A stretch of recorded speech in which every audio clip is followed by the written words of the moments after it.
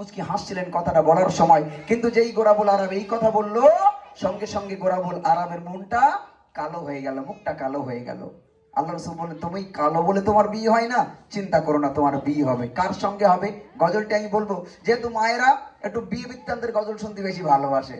বিয়ে বৃত্তান্তের গজল বলি না, বিয়ের ঘটনা শুনতেই ভালো লাগে মহিলাদের। হ্যাঁ, যদি শোনে যে পশ্চিম পাড়ায় বে হইছে পল্টুর বউটা হেভি দেখতে, তাই কই চলবেন দেখিয়ে আসি। নেমন্তন্ন না করলেও বেরিয়ে যায়, নেমন্তন্ন করা লাগে না, না করলেও বেরিয়ে যায়। যদি বলে আরে কি দেখিস এত কেউ কি মেকআপ টেকআপ করি তাই দেখছিল একটু।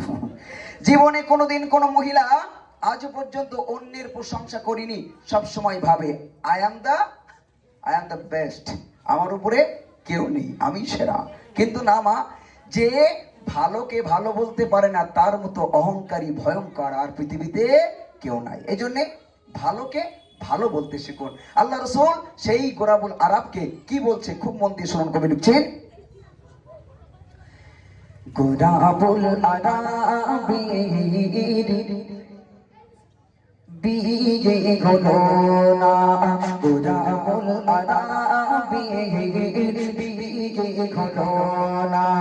যে বিয়ের উকিল নবী তবু হলো না শাদী, যে বিয়ের উকিল নবী তবু হলো না শাদী, কেন হলো না শাদী শোনো রে। গোরাবুল আরব ছিল মদিনার শ্রেষ্ঠ কালো,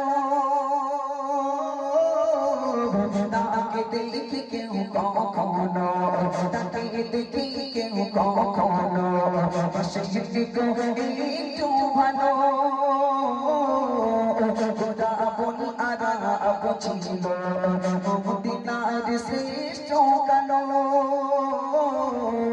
তাকে দেখে কেউ কখনো বসে একটু ভালো।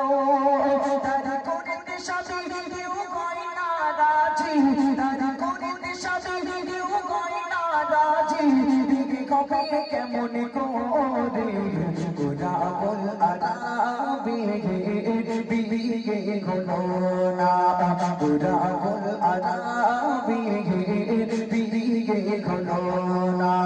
যে বিয়ের উকিল নবী তবু হলো না শাদী, যে বিয়ের উকিল নবী তবু হলো না শাদী, কেন হলো